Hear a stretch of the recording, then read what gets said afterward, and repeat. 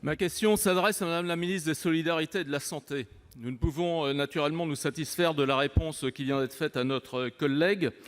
Lons-le-Saunier, fermeture de la deuxième ligne du SMUR. Ploërmel, fermeture du SMUR cet été. Sisteron, fermeture des urgences de nuit depuis le mois de juillet.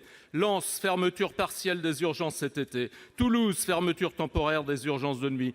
Mulhouse, Sud-Alsace, fermeture temporaire des urgences. Je pourrais encore poursuivre car la liste est longue, notamment en Sarthe, comme ça a été rappelé, depuis le 24 septembre, après 20h30, toute la nuit et pour plusieurs semaines, le SMUR et le service des urgences du pôle santé Sarthe-et-Loire sont fermés.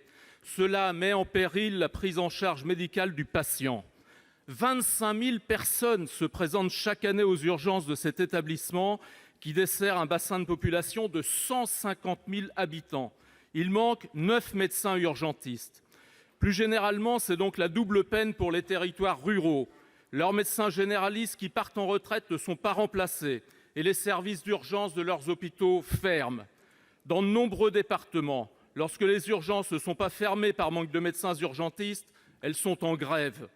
La réponse gouvernementale n'est pas à la hauteur des attentes des professionnels de la santé et des territoires. Aujourd'hui, les personnels sont au bord de l'épuisement. Que comptez-vous faire, Madame la ministre, pour juguler ce mouvement qui s'amplifie?